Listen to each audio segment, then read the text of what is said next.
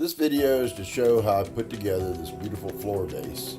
This season, I only turn in the wintertime, so this season I had purchased a new sled from Pete Markin, and it works wonderfully. It's flawless if you get it set up correctly. Everything was laid out on graph paper prior to starting this project, so I knew what I was getting into. And then I punched all my numbers into calculators so that I would know what length to cut my segments. I used 3/4 inch marine plywood for waste blocks. Here's an example of what I'm talking about.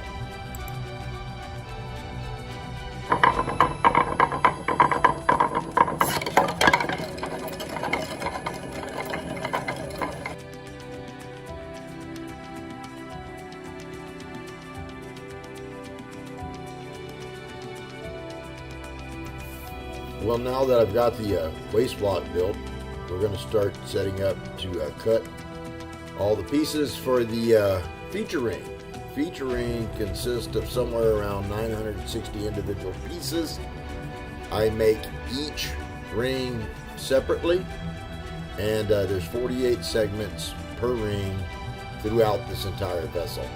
Anyway, this just kind of shows some of those steps.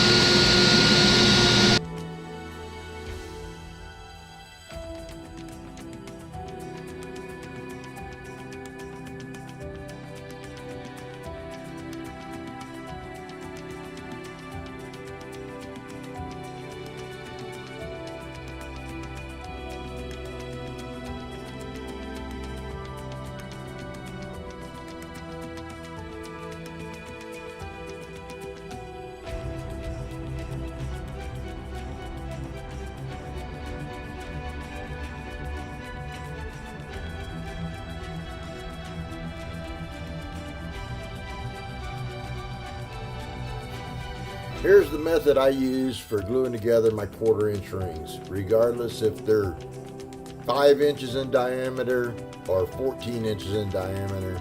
This is the method I use for gluing together my 1/4 inch rings. Anyway, hope it helps. Later.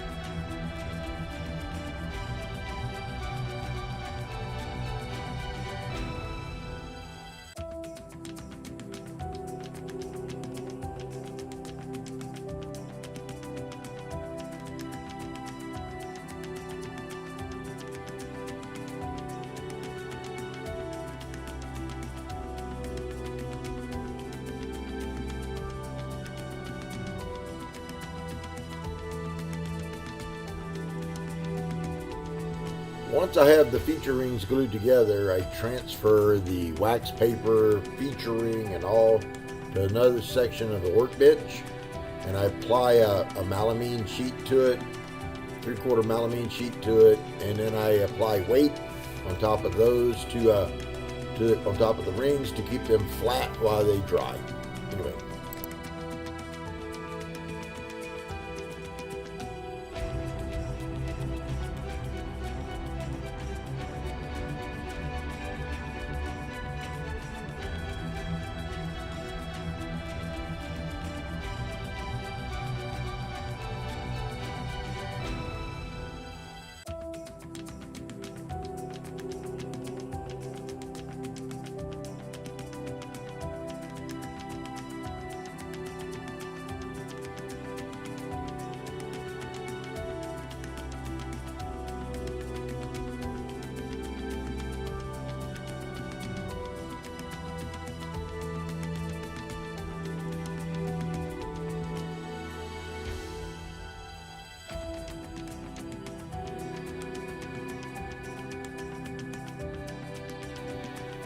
I like using a floating bottom in my vessels with a keeper ring. I do not apply any glue to the disc that makes up the bottom. It is truly floating. I heavily wax the edges of it so glue won't stick. Anyway, later.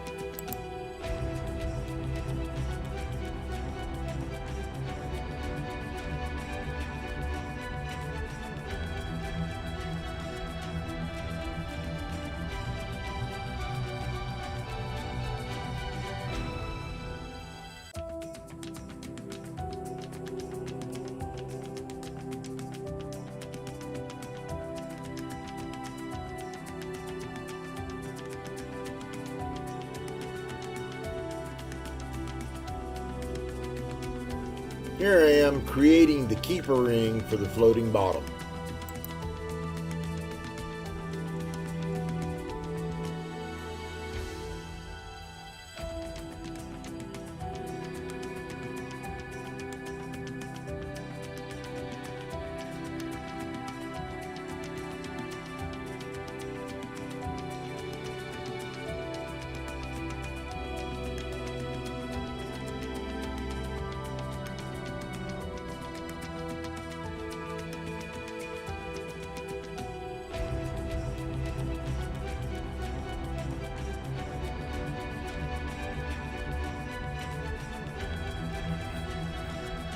So I talked yesterday in a post that I was putting in a floating bottom, and get you to maybe help understand that.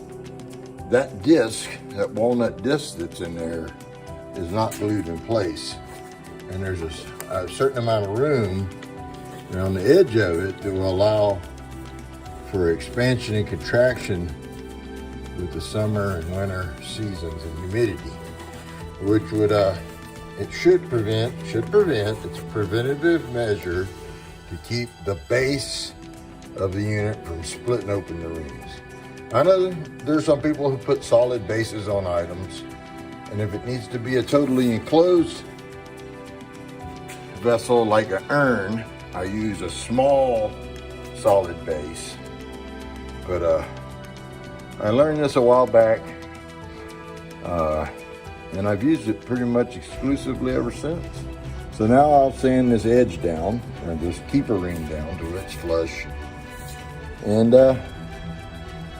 mount it up on the waste block, and we'll start building the vessel on it. Here we go. Later.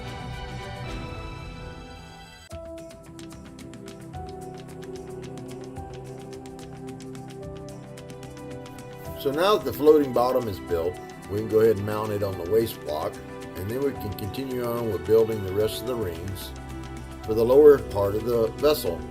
Here we go.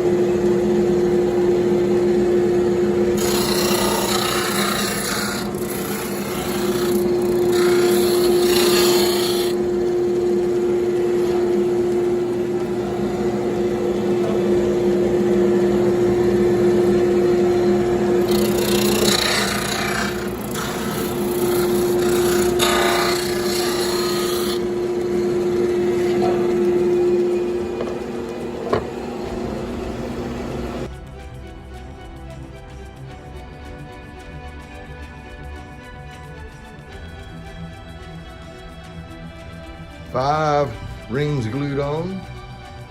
Somewhere near 43 to go. Long ways. Anyway, pattern's starting to set up. Gets a little confusing sometimes, but could be pretty cool. Here you see it a little better back here. The early maples reddening out, and the walnut getting smaller, then that starts repeating itself up above twice before we put the feature ring on. Later.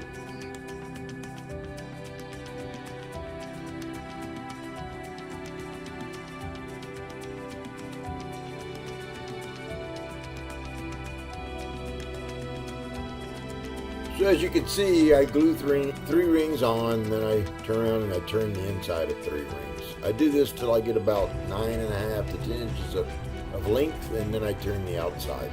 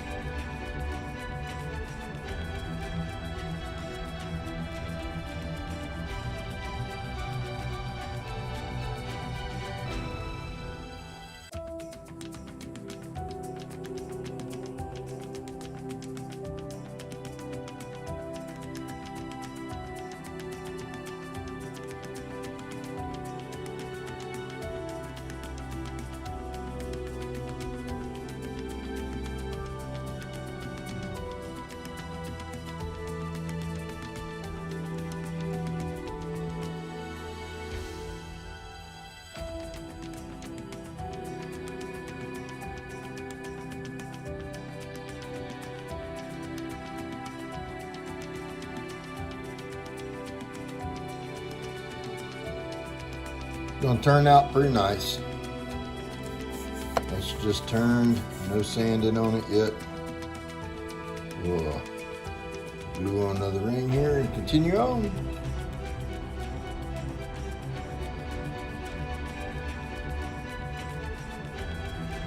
Well, the new vessel's going a little slower than normal, but I've been doing some Secret Santa stuff at the same time, being this Christmas time, but we're getting there. We're gonna set up and turn this 3 rings here, and we'll shoot a little bit of video of that here in a moment. Anyway, later.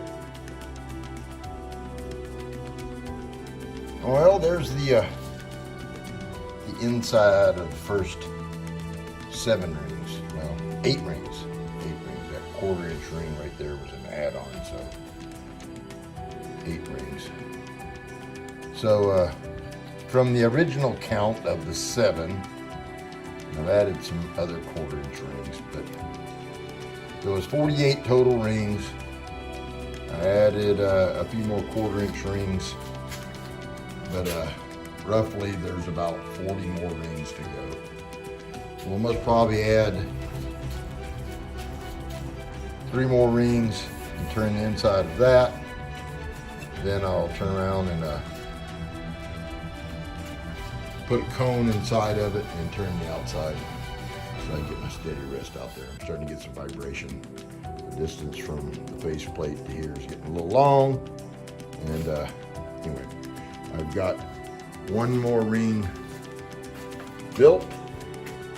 So I'll have to set up the table saw and make some more segments. And over here, let's see, that's ring number 8. It's on the bench over there. So I got, I'll have to stack 14 before I start putting on the 1/4-inch rings of the feature, the big feature ring. And there's 2 extra 1/4-inch rings sitting over there with the feature ring, which is on the other side of the shop here. And they still need to be sanded. They still need to be sanded and glued into pairs. And then we'll start getting those ready to go. Later.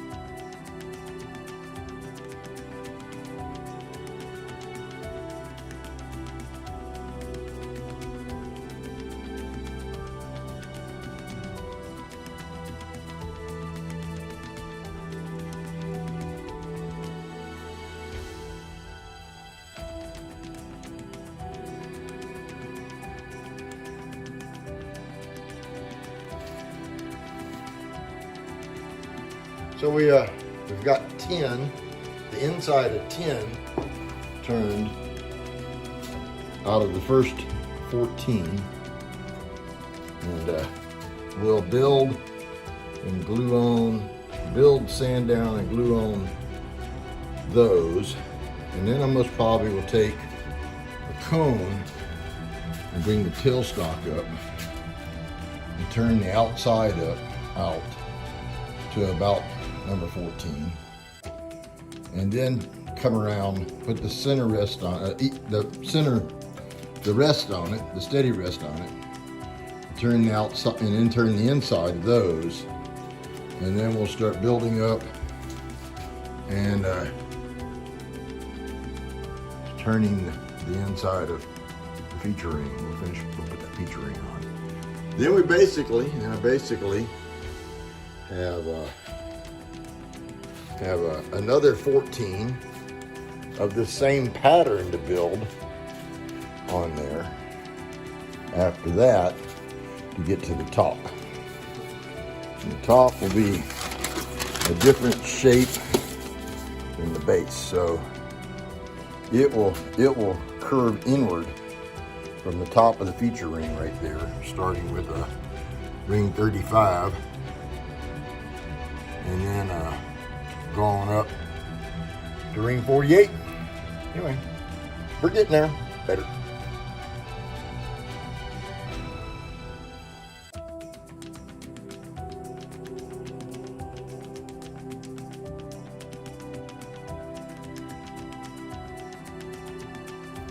Well, now that I've got 14 total rings stacked in the lower portion of the vessel, it's getting a little too unsteady to turn the inside without the outside being around where I put the steady rest around it. So now we're going to turn the outside. Enjoy.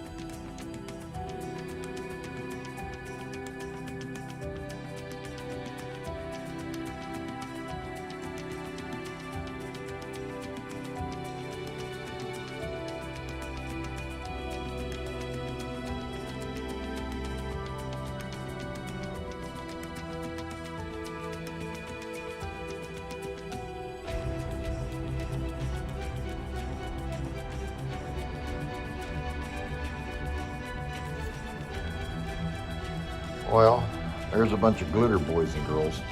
Anyway, so the first part of rounding out the outside happened this morning. Oh, it's pretty. I like it. I like it a lot. You guys have been seeing the inside turn, but here's the outside. And my music. I go to music when I turn the outside of stuff. Can't take my talk radio when I'm doing that. I need some music. I need it loud. But unfortunately, Facebook won't let me post music on all of my videos because it infringes on copyrights. Anyway, later.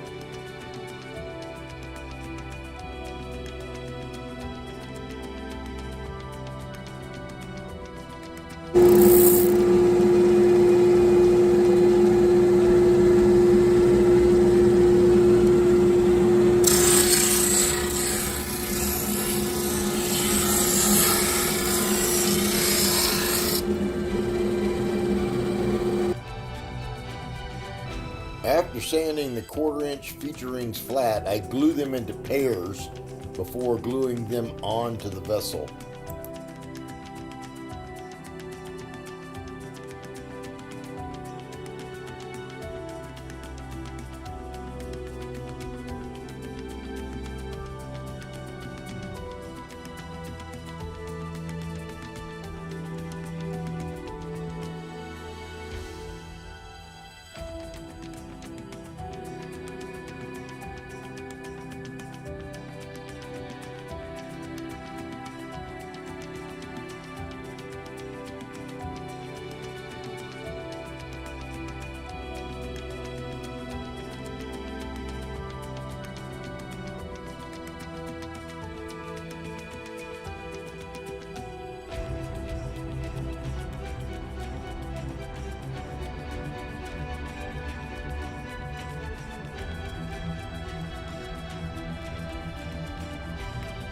Well, that glitter on the floor has gotten a little more colorful since the last time. Anyway, so we got 14 rings of the 1/4-inch glued on, and I turned the inside of them. There's 10 more sitting on the bench behind me. When I get those 10 on and turned, well, when I get those 10 on, I'm gonna get on the outside and turn the outside of them. Then I can bring the steady rest down to, in here once I get the other 10 on and turn the outside. But the inside, I'll most probably turned out on it about as far as I can. I'll put the other 10 on, which is sitting right over here, right there. 10 more. I've got 3 of the next 3/4 rings built up, but it's almost Christmas, so, and I'm about to shut down for a few days. I'm gonna glue 1 pair of those 1/4-inch rings on and call it a day. Later.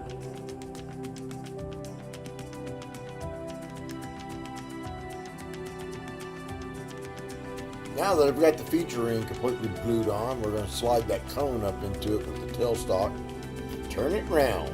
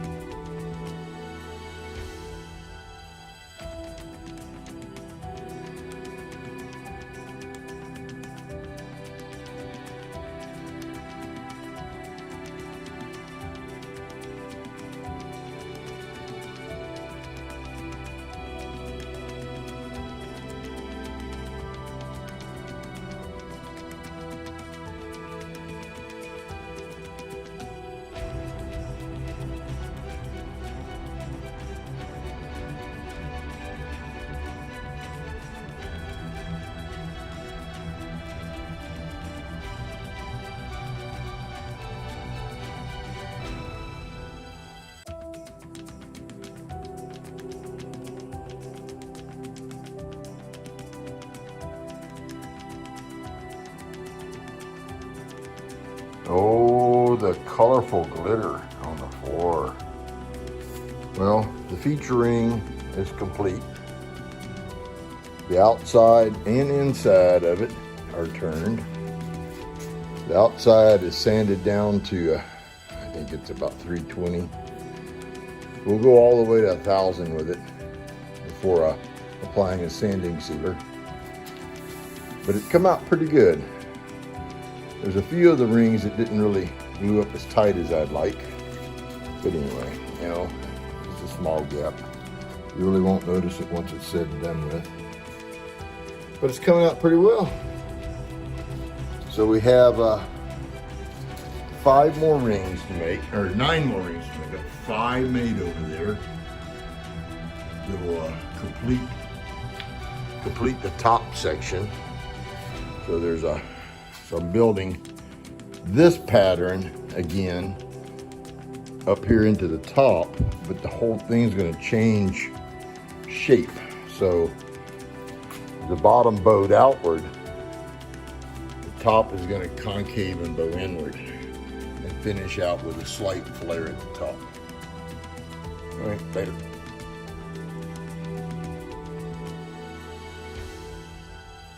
Now that I've got the feature ring glued on and turned, I've built all the rest of the rings. It's time to glue them up and turn them down.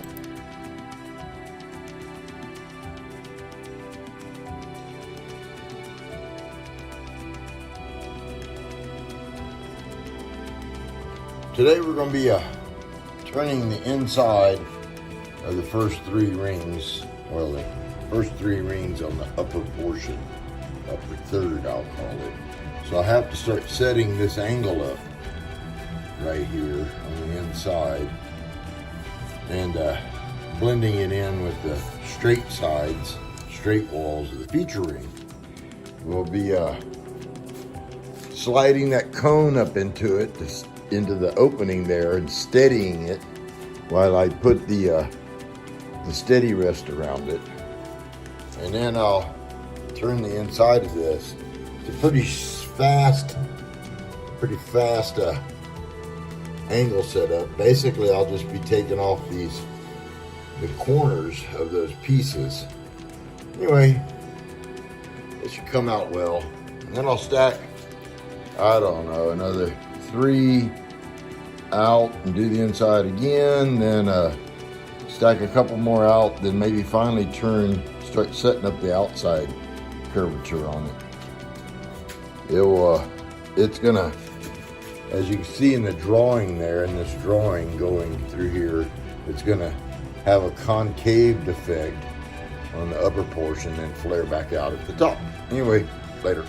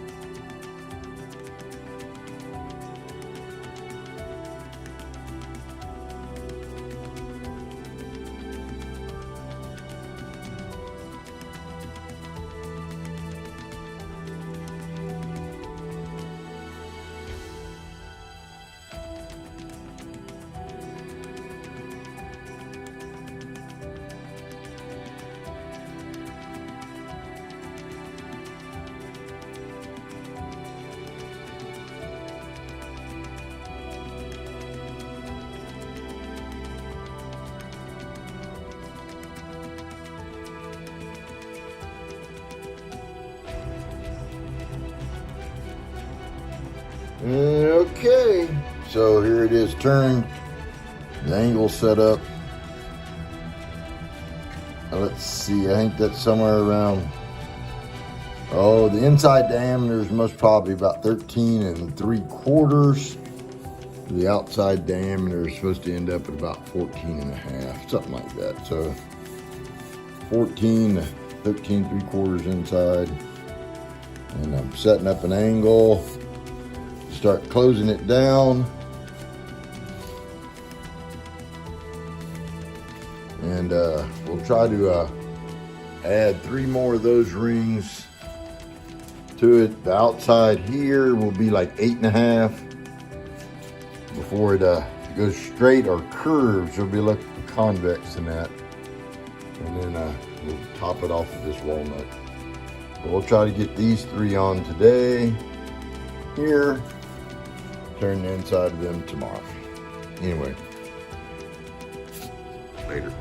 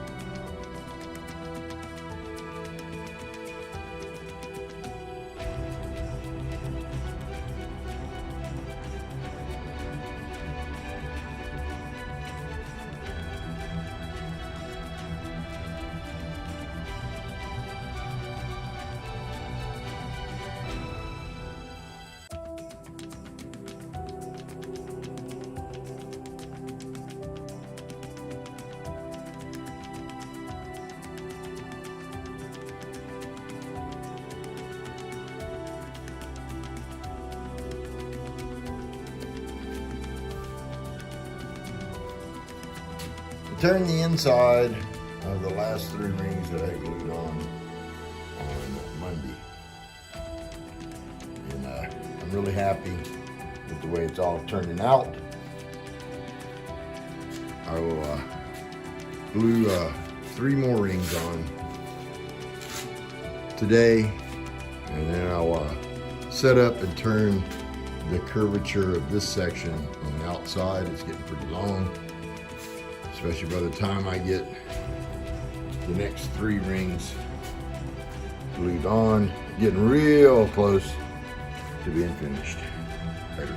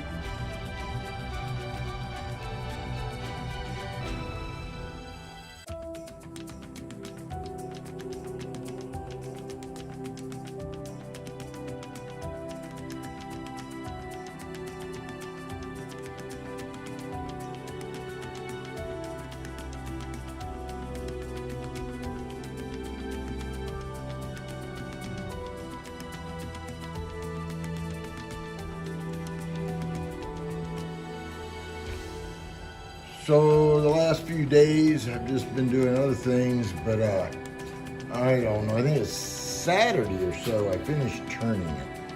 And then I sanded it smooth. Got it all sanded, the inside sanded to 1,000 grit. And from about the throat right there where it tapers to the back is finished with shine juice. I've applied a Mylan's sanding sealer to the rest of it, and smoothed it down to a 4/0 steel wool. And we're going to apply 4 11-ounce cans of clear lacquer now, and then we'll let that harden up for the next day. And Friday we'll be cutting it off the waste block later. Well, it's about 1 o'clock, and I've applied the 4 cans of lacquer, clear lacquer.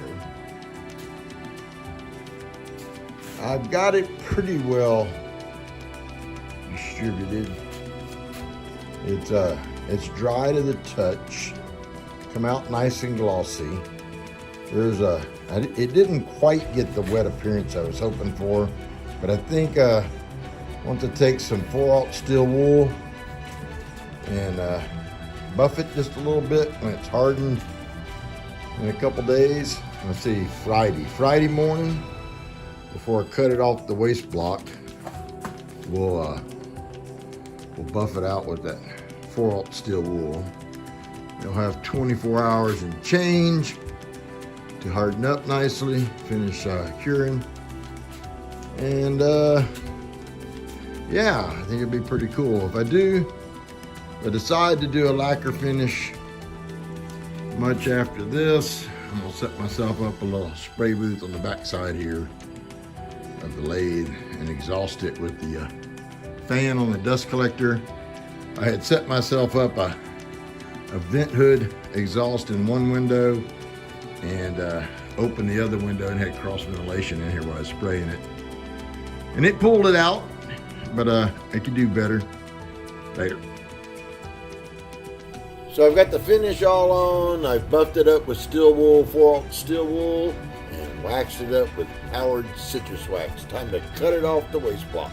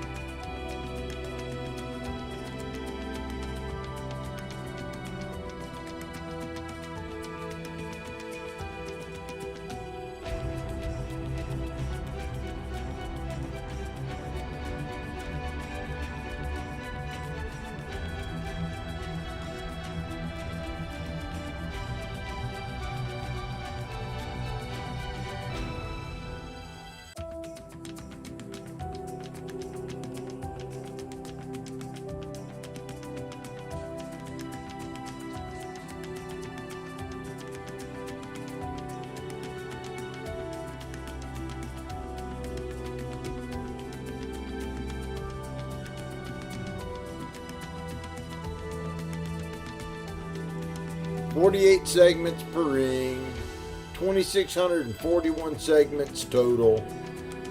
Enjoy."